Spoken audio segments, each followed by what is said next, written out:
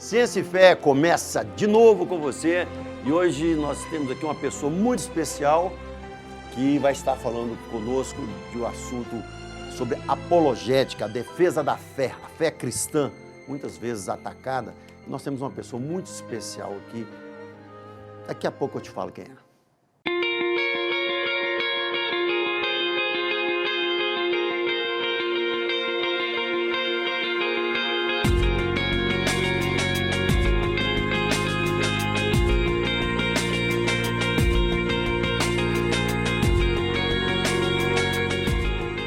Hoje nós temos uma pessoa especial aqui, que é o Dr. Tassos Licurgo. Ele é advogado, professor, mestre, pós-doutor em apologética cristã e em sociologia jurídica.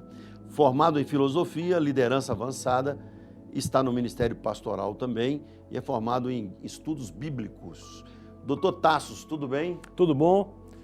Já conhecemos ontem, né? E já considero um amigo já. Da mesma forma, uma grande alegria, satisfação, um privilégio mesmo estar aqui com você. E esse sotaque aí, você já viu aí que o sotaque aqui é do Nordeste e o povo nordestino é o melhor povo do Brasil, sem dúvida, depois do mineiro, né? Aí a gente... Mas o povo nordestino é muito bom, né? O povo brasileiro, de modo geral, é um povo bom, não é? Um povo bom, um povo acolhedor. O mineiro também é assim. O brasileiro em geral, né?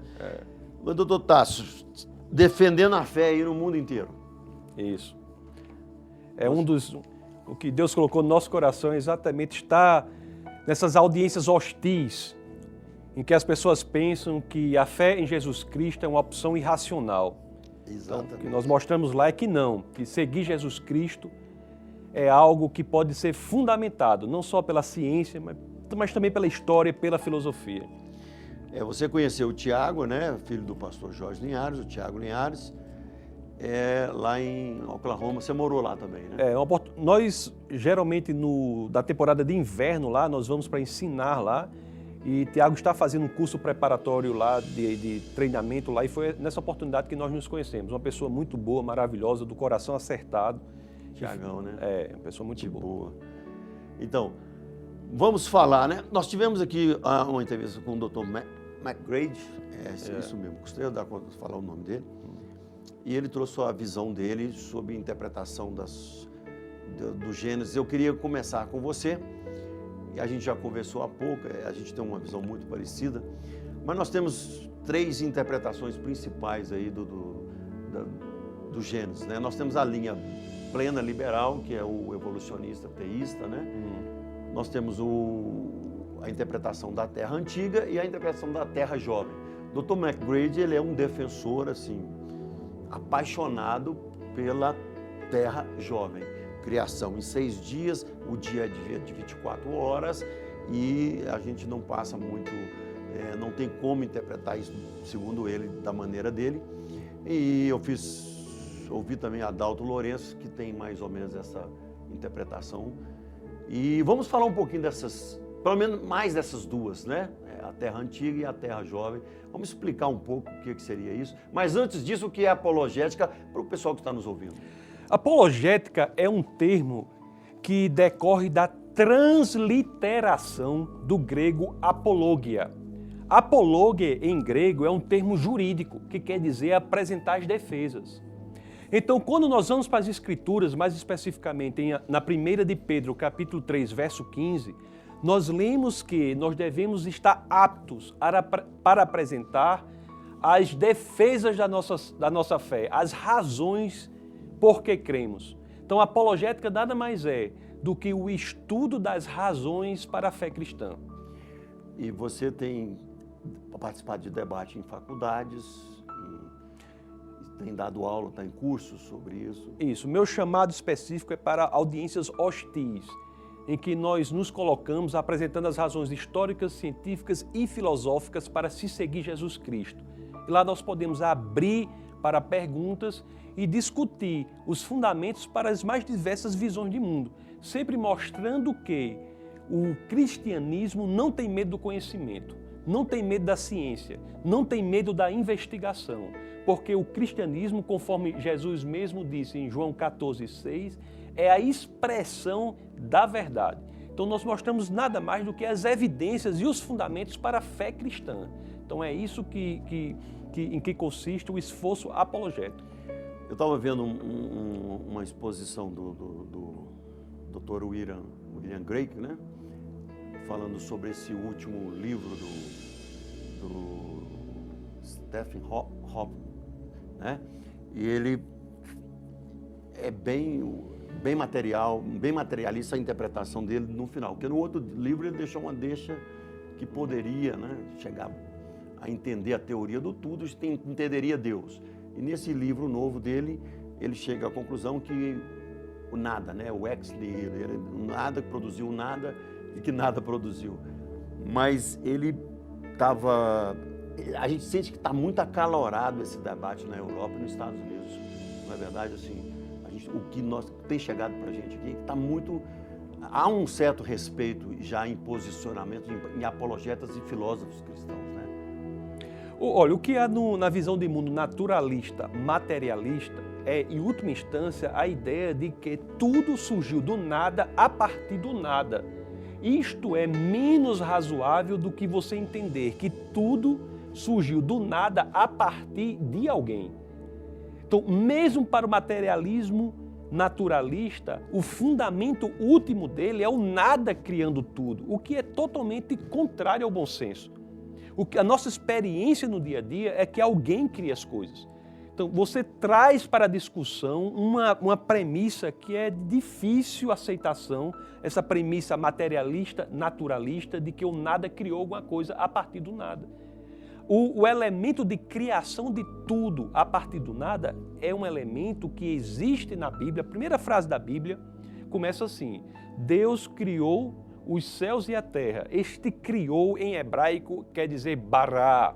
E bará é um verbo que quer dizer criar tudo a partir do nada.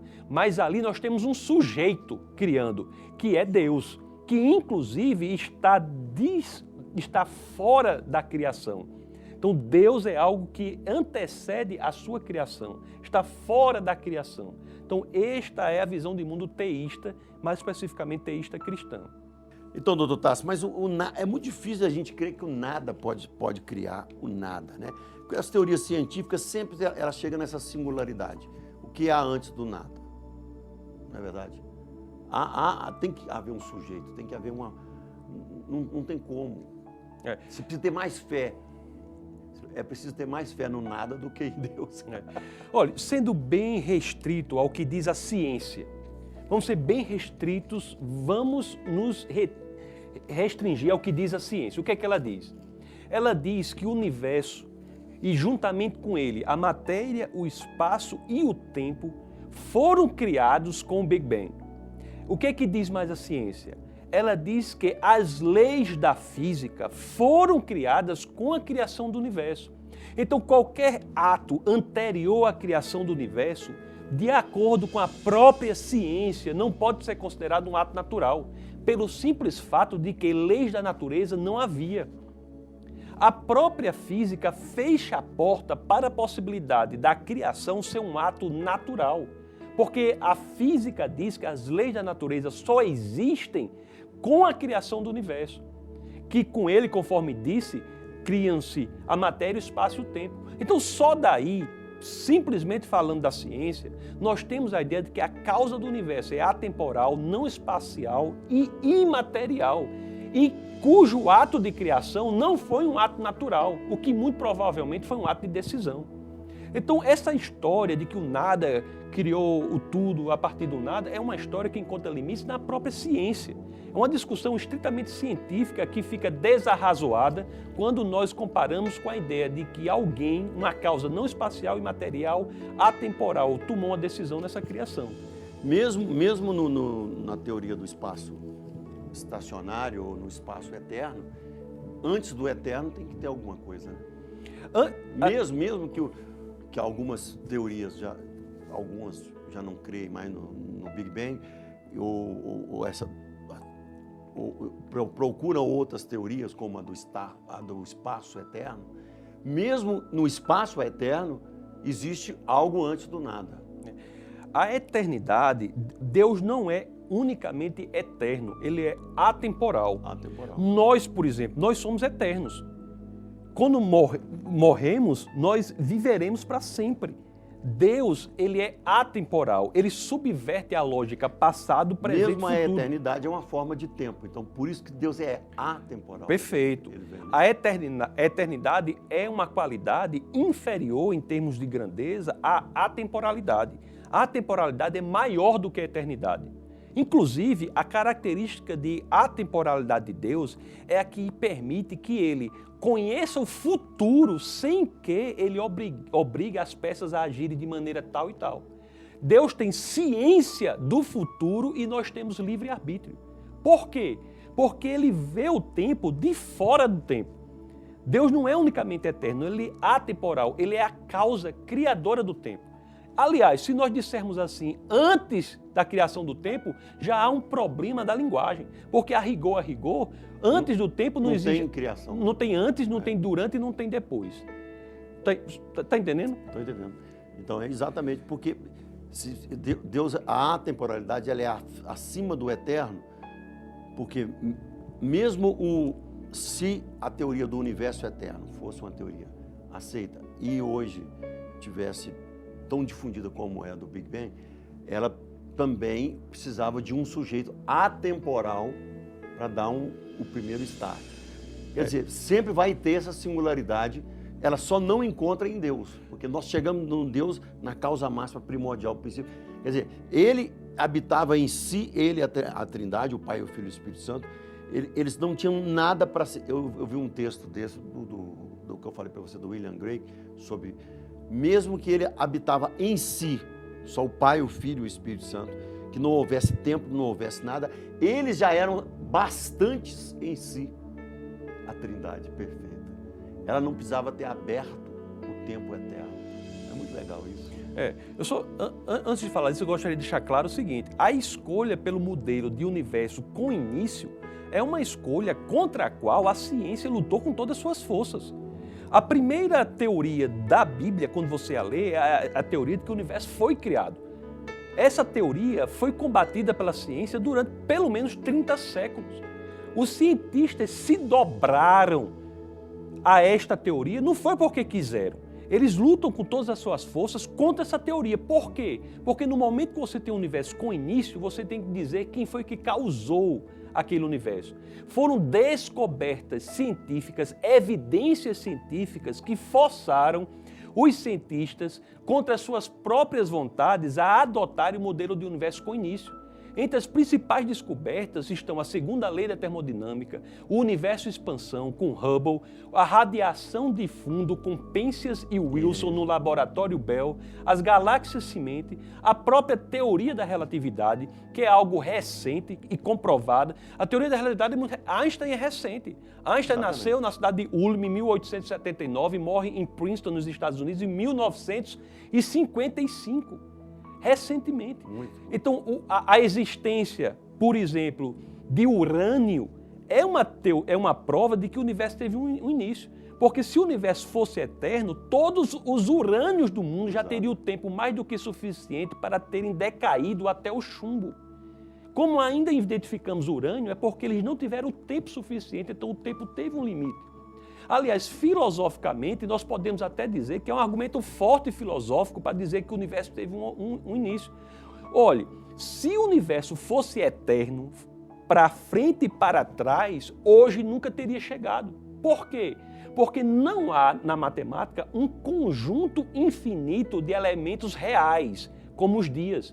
Se nós olhássemos para trás e víssemos uma infinitude, nunca poderíamos ter chegado até hoje. Então, até filosoficamente, pelo fato de existir o hoje, é uma prova de que o tempo teve um início. Então, a escolha do modelo do universo com origem não é uma escolha que se faz pela vontade. Aliás, a ciência fez essa escolha, cujo modelo mais bem sucedido é o Big Bang. Por quê? Porque as evidências forçaram os cientistas a tal, mesmo contra as vontades do cientista. Eu repito, isso não é algo confortável para o cientista. Porque quando o cientista diz que o universo, juntamente com ele, a matéria, o espaço e o tempo foram criados, ele tem agora uma questão que tem que resolver. Qual é? Se a matéria, o espaço e o tempo e o próprio universo foram criados, quem foi o criador? Se o universo é uma criatura, faz todo sentido perguntar quem é o Criador. Quem é o Criador, exatamente.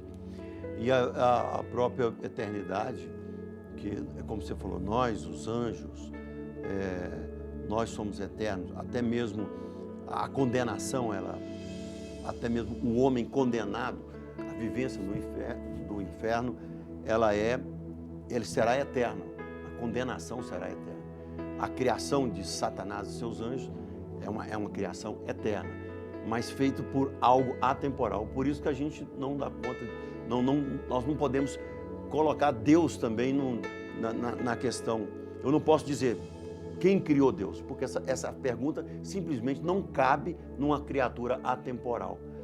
Olha, até meados do século passado, nenhum cientista, nenhum livro de ciência, desde a Grécia Antiga até o idealismo alemão, faz a pergunta: quem criou o universo? Por quê? Porque o universo era colocado na categoria das coisas que não eram criadas. No momento que a ciência reformula isso, graças às evidências que apareceram, é que se faz a pergunta: quem criou o universo? Da mesma forma, não faz sentido perguntar hoje quem criou Deus, porque Deus está na categoria daquilo que não foi criado. Então, o que não é criado não tem criador. Isso é um erro de categoria. Quando se pergunta quem criou Deus, está errando-se a categoria. Exatamente. E aí a gente volta à questão atemporal, né?